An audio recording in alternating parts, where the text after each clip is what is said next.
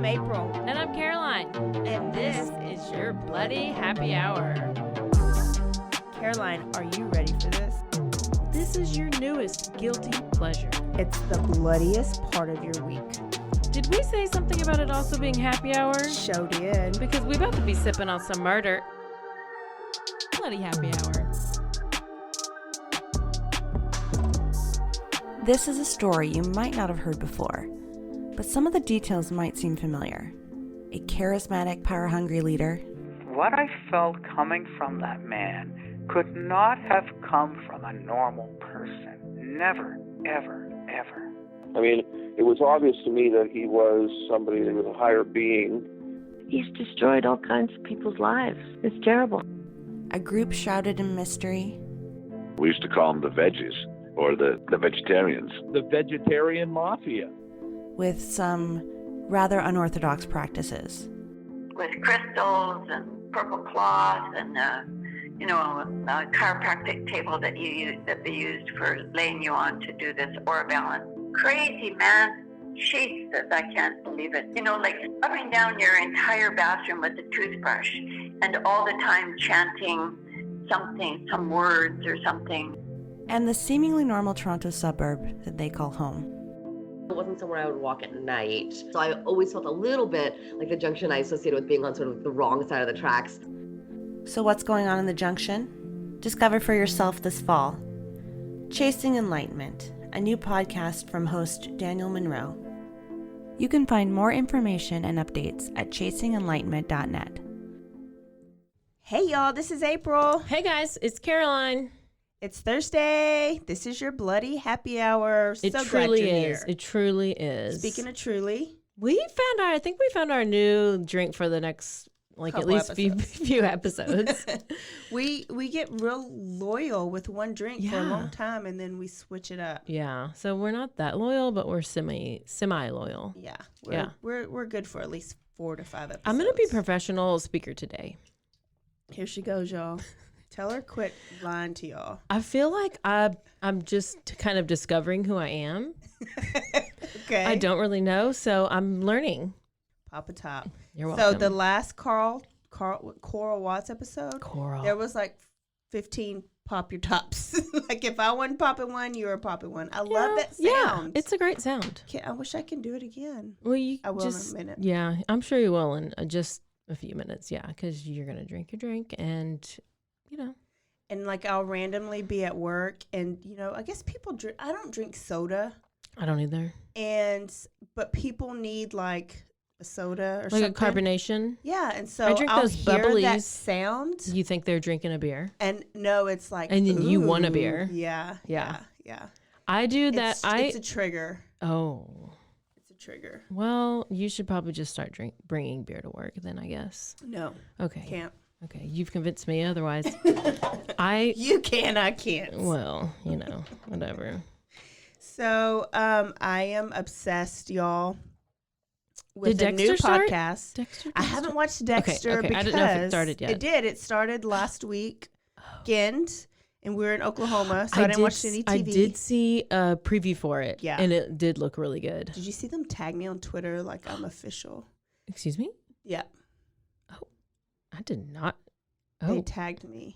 I'm going to have to screenshot it and show you. Are you actually being serious right now? I am. Who tagged you? The Dexter Showtime people. What? Are you famous? I think I am. April, I'm so proud of you for your fame. Yes. I will have to show you after we record this episode. Okay, so tell me about your podcast. But I didn't watch Dexter. Okay. Because I have 2 that I need to get out of the way. Wentworth. You never watched Wentworth, did you? It's like the Australian version. Yeah, it's like Orange is the New Black. Yeah. I don't know. My friend Amanda told me about it. And I was like, okay, I'll try it. And then you have to get over like the accent. But it is great. And it's great. So that just came out. And then did you watch You? Yes, I am currently watching it. Okay. So a new season of that came out. So I'm going to get those 2 out of the way. Mm-hmm. And then get you some Dexter. Get me some your Dexter. fill in. You got to really put everything into Dexter. You can't just have it a side piece. No, yeah. Mm-mm. I can't be distracted by the other ones. No. You are so right. Yeah. But my new podcast You talked about it before. I know. And we've been talking about it. And I've texted my other friend and I was like, I am just now starting this. I tried to tell you probably 2 years ago, and this is when I DM'd her. Uh-huh. And she responded. Yes. Tiffany Reese. It's probably in episode 1. We talked about it on the podcast. Yeah, we did. The very first one. Something was wrong. It is so good. But I started at first. I think now she might just do random episodes. I think she did. She first did like stories, Seasons? and then she got signed on with like Audio Chuck, which is like crime junkie people like Ashley Flowers and all that. And so now, as far as right now, it's just like single episodes based on certain categories, I guess. So it's like from what I looked up. Okay. Well, I just listened to a random one, and I was like, hey, this is pretty good. Let me listen to season 1 because that's what everybody told me about. Dick, which is basically Caroline's dirty Chad, and it starts from the beginning and goes to the end of the relationship. And so, Caroline, we're gonna get your thoughts together. I'm telling you, we're gonna get out your journals, and we are going to. It's gonna be an episode or 14 because you got a lot. But it's mouthwatering. Because when I listened to it a while, it almost brings back stuff. I'm like, I forgot about that. I forgot about that. I forgot about that. And there's so many things. And we don't need Tiffany Reese because you got April Pullen. That's right. We don't need that. Okay. So that will be. Yeah, that will be exciting. Y'all stay tuned for that. I mean, but I don't know when because it takes us a while to gather our thoughts. Yeah, but it'll happen. So, is this number 3, serial killers? I think. What was our... Yeah. It is. Who did we have already? We had Charlie Brandt. And then Coral. And we had Coral Watts. Who you got? Y'all, I was literally getting in my car and I was like, ooh, I'm really excited. I'm going to hear a story. I don't know if you know who this is. Okay, that's even better. This is Joe Matheny. What? No. Do you know him? No, I don't think so. Can you just really quickly describe to everybody what Joe Matheny looks like? Oh, hell. Let me show you a second one. Let me show you a second one. He is humongous. Name is definitely Fat Joe. That's what I call him in the story. And just so you know, he is 450 pounds. Oh, my God. He looks like he eats people. Do you see his teeth in that one picture? I'm going to need you to zoom in. Yes. They look. He filed them down? I don't know. But let me tell you, when police arrested Joe Matheny in December of 1996, they expected him to put up a fight because, he a big boy. Yeah. He is a big boy. Can you enunciate, please? With tendencies to fly off the handle. But he was just sitting calmly there for police to come and take him away. And he gave his confession right off the bat. Okay. And he just said, I am a very sick person. Okay. This is what he told police. And here we go. He basically described, he said he was addicted to drugs and all he wanted to do was get revenge against his runaway wife, girlfriend, partner. It's a lot of these details aren't very clear, but I'm going to try to clear it all up for you. So, Joe Matheny, born in 1955. He was one of 6 kids, and his father was an alcoholic. Okay. So his father was actually killed in a car accident when Joe was 6 years old. Uh-oh. So his mom is left to take care of 6 kids. Can you imagine? 6 kids on your own. Not exactly. That's too much. I'd pick 2. The other 4 would have to go somewhere else. You got to fend for yourself at some point. So she started working 2 jobs, and she would pay people to take care of the kids for longer periods of time, which Joe later was like, my mother, he's like, oh, she neglected us. And she neglected me and my 5 siblings. And he would say that they were sent off to foster family. They had foster arrangements for their family, for living. Okay. And then the mom later gave interviews and she was like, no, we were a little bit poor, but she's like, I worked as a waitress, a barmaid, and a food truck driver. And she's like, I provided my children with a normal family life. They never went hungry, or they were never put into homes. And she was like, Joe was like an above average student. He was nice. He was not mean as a child. He had a good childhood. And if he was neglected, it was his own fault. So we got a good family situation going on here. She's like, it was a pretty good home. Hey, but she was a hustler. She had jobs 6 kids and she had all these jobs. Yeah. So Metheny, I always want to call him Metheny. Anyways, he joined the army when he was 18. He turned 18. Wait, the last name. That's the last name. That's his last name. I'm going to call him Fat Joe in a little bit. Okay. Don't worry. So can you tell me where he's born? They're in I don't know. They're in Maryland. Okay. Like Baltimore. Okay. So he claimed that he like served in Vietnam, but his mother was like, I don't really have any recollection of you serving in Vietnam. I'm pretty sure that you served in Germany. Listen, I don't know where he is, whatever. But either way, while he was serving, he became addicted to heroin and cocaine. So he was in the military. He was there. I feel like he just maybe wanted to add a little bit of embellishment to all of his things. Okay. So once he was over there, he would communicate a little bit, have a little contact with his family, but then it slowly stopped. So he would like write letters every now and then eventually he just stopped writing letters, and then he stopped communication with his whole family. And he became really consumed with drugs. So at this point, he gets out of the army. He's back home now. And he has no place to live. So he spent most of his time in like bars and on the streets of South Baltimore. Okay. In a community of homeless people. And this area was referred to as Tent City. Okay, I've heard of those. Okay. We got a couple here. Yeah, so everyone at Tent City, they're like doing a bunch of drugs and, going and drinking and stuff. So Joe actually had a job as a forklift driver for a pallet company. Do you know what that is? Yeah, my husband's a truck driver. Yeah, well, he might know Fat Joe. So even though he spent a lot of his money on like crack cocaine and heroin, he was apparently intelligent, well-spoken, and very well-mannered. They usually are. Okay. So he ends up meeting this lady, and there's a lot of names we do not have. Okay. So because I'm going to refer to this person a lot, I'm going to call her Samantha. Okay. So this is just Joe's baby mama. Okay. So he meets Samantha, and they have a kid. All right. And she's actually also a drug addict. So, it's probably going to turn out really well. Birds of a feather. Yeah. Flock together. Yes. So they live together in this trailer. Now, Joe has this trailer parked within the pallet company place.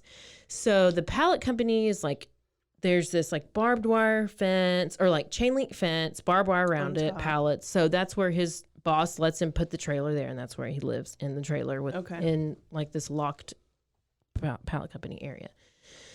So one night Joe comes home from work and he goes into the trailer and he walks in and turns on the lights. He's like, I'm home. And and nobody's home. Nothing's there. Everything's gone. He walks in. Furniture's gone. Samantha's gone. Kid's gone. Everything is gone. Did Samantha leave with Cora Watts' daddy? Did they hook up? And both leave at the same time? It's not. That's alleged. Probably. That's alleged. I think I did read that. Yeah. So he immediately, he's like, okay, well, she just left me, and he wasn't mad about her leaving because he said she's a crack addict and a worthless piece of shit, and he would have paid her to be out of his life. He don't care about her, but he wants his kid. Okay. So he's getting real mad about this. Like, his kid's gone and he has no idea where they went. So he just goes on with his day. He really just doesn't really know what to do. So 6 months pass. Okay. And he gets a tip after 6 months. And April, where do you think he gets this tip from? He gets a tip to where they are, to where Samantha is. He's at a local Starbucks. Who do you... You're so close. He got the tip from his drug dealer. Oh, okay. So his drug dealer's like, tells him Samantha moved across town with another guy, that she's working as a prostitute to get more drugs, and that their son had been taken away from her for child neglect and child abuse. He's pimping her. Yes. I'm so good. So now Fat Joe is real pissed because he's like, I had no chance to get my kid back because I couldn't go to social services because of my past criminal history. So now I'm going to have to take it upon myself to go and try to find these two people who took my son. And he was really just wanting to get hold of those two people because Samantha ran off with another guy, right? Yeah. Yeah. And so he's like, but was the guy the drug dealer or not really? Oh, I don't know. He was I don't know who he was. Okay. Yeah. So he then finds out that Samantha is currently living under a bridge with a group of homeless people and getting high and working as a prostitute. So what does Joe do next? He goes to the drug bridge, obviously. He's trying to track down Samantha and he wants to find out where his kid is. So he goes to the drug bridge and there's like these two homeless guys that are down there. And he starts talking to them and he's like, do y'all know who Samantha is? And they're like, no. And he's like, well, do you know like where she would be or who she's with? And I know you've seen her and I know y'all are doing drugs together and I know you know. And they're like, no, we don't know. He does not like that answer. Uh-oh. So he grabs his axe that he just happens to have in his back pocket. In his back pocket. I mean, who doesn't carry one? I mean, I've started to lately. So he decides that he just wants to murder these guys because he does not like their answer, and he starts to chop them up. Oh, just right there under the bridge. Yep, under the bridge, just starts chopping them up, and you know, he just was hopped up on heroin, so he's just raging. He's raging. He wants answers, and he just ends up murdering them. So now we have these two homeless people, and he's apparently never killed anyone. So this is his first murder, which it seems pretty intense for your first murder. Yeah, you're just going to start chopping people? 100% escalated. Yeah. Or didn't even escalate. He started at the top. He just went for it. He wasn't starting at the bottom. No, he was not. So this same night that he kills these two homeless people, he sees this like sex worker walking up. I guess he's still under the bridge. And he like lures her under the bridge. And he's just like offering her some drugs. So she's like coming over. Well, he's basically wanting to get information out of her to see if she knows where Samantha is. Well, she doesn't know anything. And once again, he does not like her answer. So he decides that he's just going to beat her and rape her and then kill her. Oh, okay. Might as well. So he does that. And then he hears somebody coming and he's like, oh, hell. So he throws he throws this first one into the bushes because he has somebody else coming. Well, it's another sex worker. So guess what? He does the same thing to her. This is all in one day. Just wait. Is he a spree killer? So he is like, okay. Now he has this other one that he is like, well, I'm going to throw her in the bushes too, because he notices like they're by this river and he notices there's this fisherman fishing by the river. So he's like, oh, hell, this fisherman's probably seen what I've done. So now I got to go kill the fisherman. Oh, God. So he's grabbing a pipe that's laying next to him. He just has all these handy tools. So he grabs David Parker Ray. So he grabs the steel pipe that's laying by him. And he may not be a track star like Coral Watts running over here. Uh-huh. He ain't running. He's not a track star, but he's still running with his 450-pound self. He's juicy. He's probably juicy. He's sweating. He's going. He starts beating this fisherman with the pipe. Beats him to death. Wow. Okay, so later in his confession letter, he's like, "It was a busy night for me. 5 murders within about 7 hours." I mean, you think? He's pretty aggressive. Yeah. So he ends up leaving the homeless people out like on some mattress, but he chops off one of the guy's heads and buries it. No reason. No reason. For the rest of the people, he threw the 3 of them. Yeah, because he did 5 people. So he threw the 3 of them in the river, tied rocks or like cement bricks to them to like. Oh, he just had those on hand too? Listen. Did he drive his forklift up there? I think he did. This is the best story because it's so crazy. So then he's like, oh, I cleaned up the crime scene and I just left. Okay. So it was about 2.5 weeks later and he's arrested.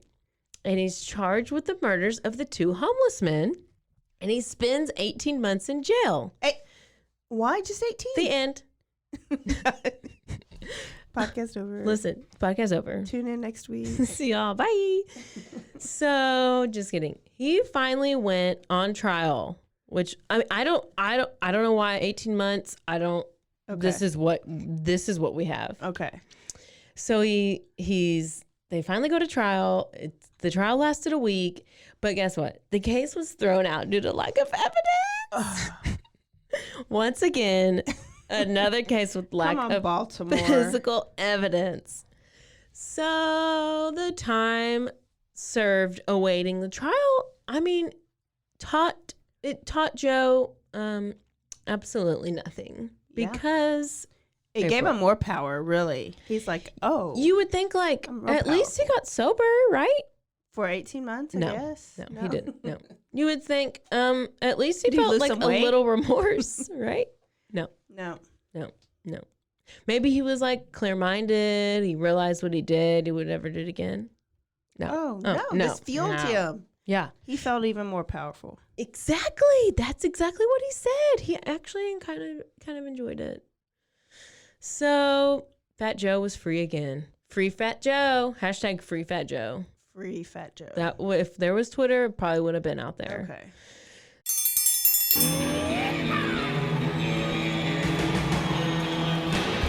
Hi, I'm Hank. You might remember me from a show called King of the Hill. Check out a King of the Hill rewatch podcast. These boys ain't right, but they are funny. Find the podcast anywhere you get your podcasts or at roguemedianetwork.com. I tell you what.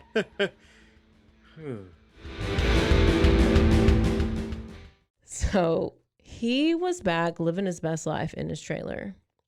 And his boss gave him his job back. Because obviously he needed them pallets moved. He needed those pallets moved. I bet Joe can move some pallets. He probably doesn't even need that forklift. Let's be honest. So guess what? He decides he needs to lure some sex workers over to his trailer. And that's what he does. And he offers them drugs. And then when they get to his trailer, he would immediately strangle them to deth. I mean, he doesn't need any weapons. He doesn't even butter them up or anything. He probably rips their clothes off. But he doesn't need weapons because, could you imagine? Yeah. 450 pounds. Yeah, what'd he do? You do nothing. You just lay there. I don't know. I guess you try to I don't even want to have to think about it really. So, he's also 6'1", so he's wouldn't you think, I would think that if you're doing cocaine, are you supposed to lose weight? Get skinny? Not if you're, I don't know. Well, apparently not. It had the opposite effect on this guy. Obviously. Maybe it made him hungry. Maybe it's because of what's about to happen. Okay. So what would happen is, obviously the cocaine did not make him skinny. But instead of him drowning them like he did with those other first victims, he decided he would dismember them. So he had lured a couple people. He had 2 sex workers that he had lured over to his trailer. He strangled them to death. And they were just there. He did this to 2 different sex workers. It's Kathy Ann Magaziner is one of them, and Kimberly Lynn Spicer. These are literally the only names that you could find. Because they're transient people, right? Yeah. Okay. So what he would do was he would butcher their bodies and cut the meatiest parts up and then put them in Tupperware bowls into the freezer. Okay. Now, the parts that he didn't want to keep, he would bury those remains in like several shallow graves around his little trailer. Okay. On the job. Yeah. I'm going to need to know what freight company he worked for. Pallet company. Well, I didn't say, but I'm sure it's out of business now. So with Magaziner, which is the lady's name, he strangled her, buried her in a shallow grave, and then he apparently dug her skeleton up 6 months later and put her head in a box and threw it in the trash. So there's that. Oh, God. And we're not really sure how many victims he had because this went on for a while, but Joe said that he'd killed up to 10 people. Okay, so this is where we are. At this point, everything this story takes a little bit of a left turn. Okay. I mean, I'm sure it's already had a couple left turns, but no, we're going hard left. Hard left. Okay, let me ask you, April, have you ever eaten like at a food truck? Yeah. I mean, I assume most of us have, right? It's kind of popular now. Well, Fat Joe was really ahead of the times. He had a food truck. Because not only was he driving as a forklift driver, April, he was like, I want to make some extra money. And I think I'm going to open up a food stand for the weekends. Don't. So he opens up an open pit roast beef and pork sandwich stand, which I mean, I love Uncle Dan's. I love me some Uncle Dan's. I love me some pulled pork. So I'll probably eat there. Yeah. Well, you know good and damn hell well what's about to happen. Oh, my God. This stand was on the main road of a lot of truck drivers coming and going. So Sweep, he probably knows. He probably ate at this truck stop. He probably ate at this truck stop. Probably ate it a couple days ago. So these truck drivers are coming through, and they had some real pulled pork. They had some roast beef, and like people seemed to like it. Like no one ever complained, but like Joe's like he just added this little special touch. He had his little secret ingredient to his little sandwich. A couple of gluteus maximus. Fat Joe would go over to the freezer. He would get the Tupperware of meat from his victims and mix it together with the roast beef and pork. To be clear, he would mix the victim's meat with the roast beef and pork. That's how he hid it. Yes. April, Joe was being so thoughtful, though. How is that? He made sure he tried the mixture himself before selling it because he wanted to make sure it tasted okay. And he was like, this tastes just like pork. You cannot tell the difference. Oh, my God. Yeah. So he had this stand going for weeks and weeks and weeks. And did he get rid of all of it? Let me just tell you. People were loving it. But they were all unknowingly consuming bits of human flesh. We've probably done that. I know. It's probably Think true. about all the food trucks at the tailgates. I know. So then it's like just what you said. This is essentially the hiding spots for all of his victims. Can you even imagine? I can't. But guess what? All good things come to an end.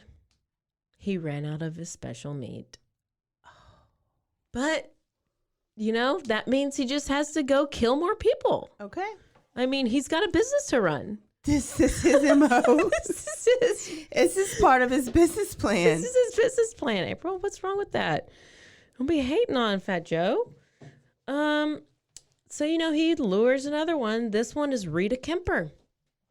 He starts beating her, knocks her to the ground, and he thinks she's knocked out. Well, he turns around for a split second, and she runs out the door. She's not knocked out.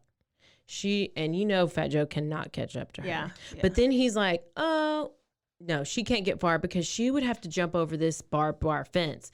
So this fence is it's like an 8 feet chain linked fence with the barbed wire across the top. Yes. And he's like, she can't go. So he probably starts slowly walking after her like Michael Myers style. Yes. And so then there was a stack of pallets, and she was able to climb on the stack of pallets and jump over the fence. Okay. So she athlete. is obviously athletic. Rita. Get it, Rita. Get it. So she runs down to the main road, and she like flags down this truck driver, which I was like, oh my gosh, girl, another truck driver?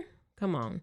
But he saved her. Okay. He took her to the gas station, and they called the police. So he's just going on the street and hiring these prostitutes. Yeah. It's not like I guess yeah. Yes. Cuz he just targeted like sex workers and homeless people. Yeah. Because, people aren't going to look for them if they don't know who, and that's just how it is. And it's like, I was listening to there was some news show on Netflix, and it was about the Green River Killer. Yeah. And I did not realize that he killed 49 people. So many. But it was a bunch of sex. And he said, I thought I was helping y'all out because I was getting them off the streets and y'all couldn't control them. So I was trying to control them. These people and their lack of emotion. It's crazy. It's crazy. And did you see who helped them catch him? Who? No. Ted. Worked with the police. Bundy worked with the police department to help catch the Green River Killer. What? No. How? Yeah. Because they were like, oh, y'all probably think alike. And so Ted was like, well, if I was this killer, this is why I would be doing this. Did they get put to death? Ted did. I'm sure Green River did, but I never really looked into him. He's kind of scary to even look at. He's not even that scary looking. He is. He's like soulless. Oh, like Richard Ramirez. Yeah. Oh, I can't. So they end up, homegirl gets to the gas station, calls the cops. The cop car pulls up immediately. Well, this is what happens. She jumps the fence. Yeah, they call the cops. At this point, Joe knew he was busted. He's like, I'm not even going to try to run. So he probably can't run because he's going to be out of breath. So he gathered up her clothes. He grabbed the keys to the gate. He opened the gate and he just sat there and waited for the cops to come. Don't even press the buzzer. No, they came. They arrested him, book him into jail. They start questioning him, and he gives this lengthy confession, telling the police he's responsible for the 2 homeless men under the bridge, that he killed 3 more people in the same area. He took police to the area to look for the remains, which they found none at that river area where he drowned those people, which this is why we don't have an exact number of how many people he killed, because it's like, is he bullshitting? Did he even kill these people? Did he kill them and not tell them the police where they are, or did he kill more people? Like, you don't really know, because he tells this like detailed story. Eager too. Yeah, he's just too thirsty. And so Fat Joe eventually was found guilty and sentenced to death, but in 2000, so this was in 1996. Okay. Then in 2000, it was overturned. Did he get tried in Texas? Is this people who also tried Kenneth McDuff? No, this is a good thing because what? It was changed from the death penalty to 2 life sentences. Okay. Which I'm like, okay, if that's less taxes, which does that affect us? I don't know. But I think if you're put to death, it costs more for the people. More, yeah. However, he wanted to die. And I'll tell you this in a second. But would you rather people be put to death, or rather them have to, as long as they can't be up for parole or up for, I would rather them have to sit in there and rot and have to hate their life, hate their self and their life. Yeah. I mean, that's mean, but you deserve it. I think we can learn from all, especially these crazy killers. I think we can learn from them. That's true. I agree. Because they could, even Kemper, Edmund Kemper, we know how to find serial killers because of Kemper. Yes. Yeah. I mean, I think I might write him a letter. Let's do it. Okay. Let's write. Can we write it together? Yeah. Okay. So he ends up at his sentencing, he begged the jury for the death penalty. He said, this is his words, quote, "The words 'I'm sorry' will never come out, for they will be a lie. I am more than willing to give up my life for what I have done, to have God judge me and send me to hell for eternity." Oh my God. He was never convicted for tampering with food, which is a felony, because there was no proof of it. But it was in his confession that he said he did it, which, people ate the evidence. So there's a chance it could be untrue. But Joe then told police officers, this is another quote, "The only thing I feel bad about in any of this is that I didn't get to murder the two motherfuckers I was really after. And that's my ex-lady and the bastard she hooked up with." And they're still free and living their life. Oh my goodness. And he finished his confession by saying, this is my last quote. I love quotes. "Well, that's my story. Horrible but true. So the next time you're riding down the road and you happen to see an open pit beef stand that you've never seen before, make sure you think about this story before you take a bite of that sandwich. Sometimes you never know what you may be eating." Oh my gosh. End quote. I mean, he may just be bullshitting about this whole thing, but I don't know. In August 2017, he was found unresponsive. In dead, the cell? Dead in his cell. He was 62 years old, and it's unclear about how he died. I'm just assuming he had a heart attack, probably from eating all those people, and he was 450 pounds. He was not the most healthiest person ever. And, I mean, all that special meat. Oh. Listen, you gotta stay away from that special meat. Gosh, oh my gosh. So, are you gonna eat a pulled pork sandwich? I might have to go get a pulled pork sandwich tonight. That is my story about Fat Joe, the cannibal hamburger killer.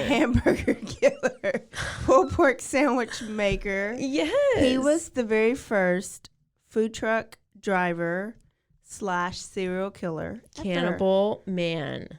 Oh my goodness. Fat From Joe. Baltimore. Yes. From Baltimore. So he was convicted of definitely 2, but he could have had up to 13. 10 to 13. Oh my goodness. Isn't that crazy how they do so much, but their actual conviction numbers are so low. Yes, it is. Oh my God, Caroline. And now I have a reason to go to Baltimore.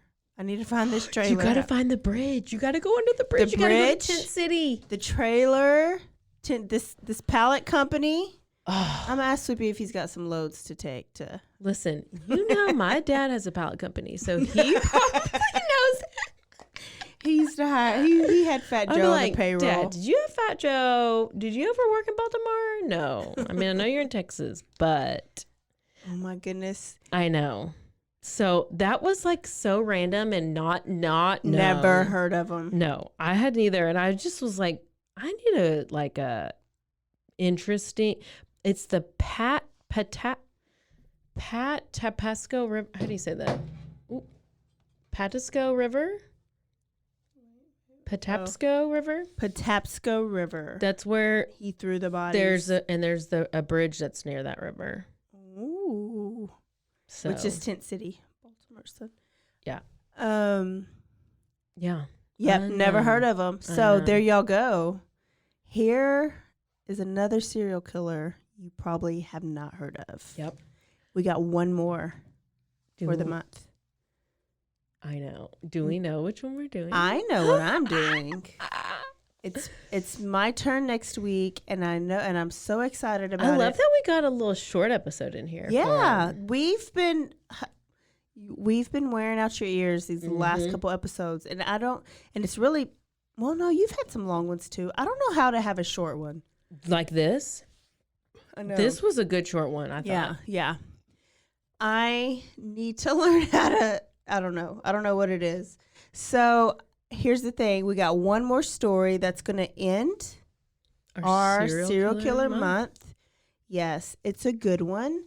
I have not heard of this guy, and I just randomly found a serial killer book that my friend bought me, and I was like, let me just look through, and he came up. So that's all I'm going to tell you. It's another guy, and he kills guys. Oh. But he does not eat them. Oh, wait, no. does he eat them? Oh. Can't even remember. Y'all, so juicy. There's a quickie for you. You're welcome. Are we doing December stuff? So, December is December. Okay, December is going to be filled with a bunch of fun randomness. Yes. We're excited. We may have some guests. We may have some interviews. We may have some things that are true crime related, but a little off, maybe. Yeah. I don't know. It's just going to be kind of fun, and it's the holidays, so we can do what we want. Yeah. Yes.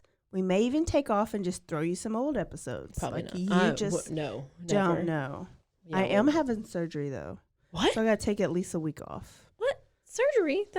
I'm going to bring a microphone in your surgery. I've got I have knees of like a 65-year-old. You have a damn knee surgery? Yes. Oh, my. I cannot. I know. Are I you? know.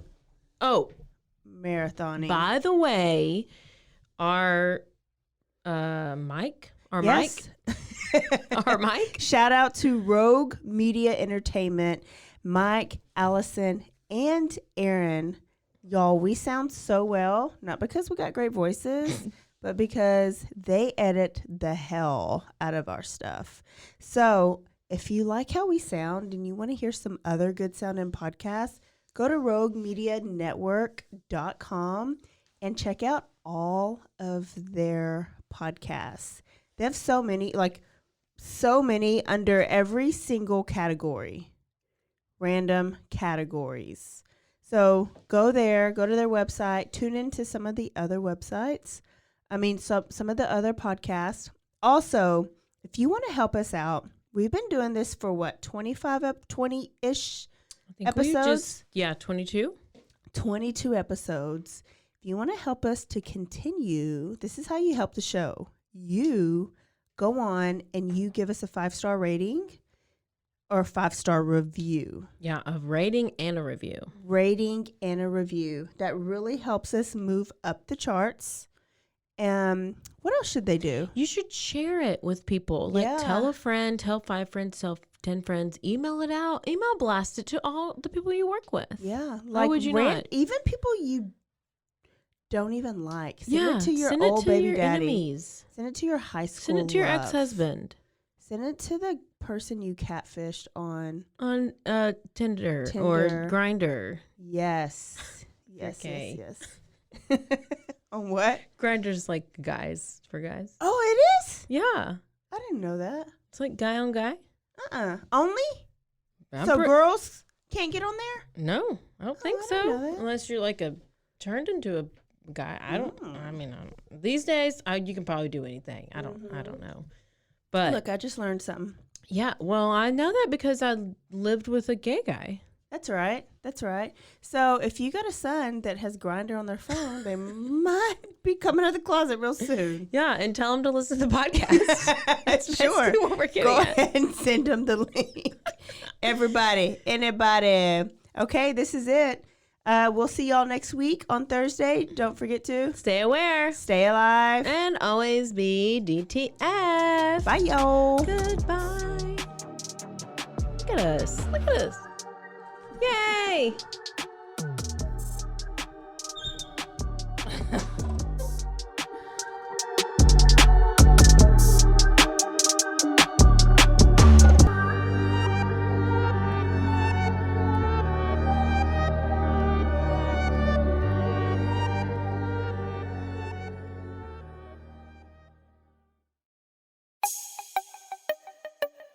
This has been a Rogue Media podcast.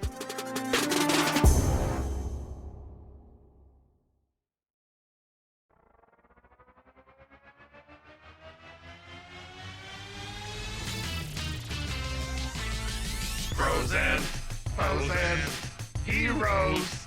Gonna tell you about frozen heroes. Gonna tell you about. Hey, I'm Zach. And I'm Mike. And we have a fantastic new podcast to tell you about. Bros, Foes, and Heroes. It's the two of us.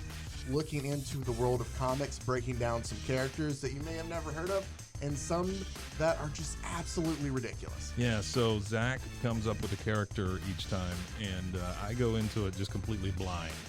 I don't know who this person is or what their abilities are or anything, and basically I guess we kind of go over their origin story and just some of the ridiculous stuff that maybe, especially Golden Age stuff. Oh, Golden Age stuff is always the best, and we will make sure to highlight all of the shenanigans and just absolute weirdness of everything. Yeah, that's right. So subscribe today and follow us on Instagram at Bros Foes Heroes.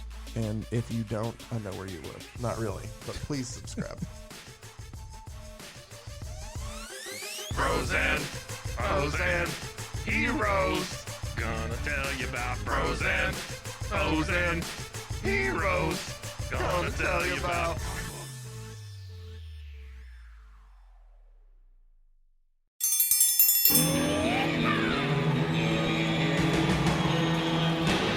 Hi, I'm Hank. You might remember me from a show called King of the Hill. Check out a King of the Hill rewatch podcast. These boys ain't rap, but they are funny. Find the podcast anywhere you get your podcasts or at roguemedianetwork.com. I tell you what.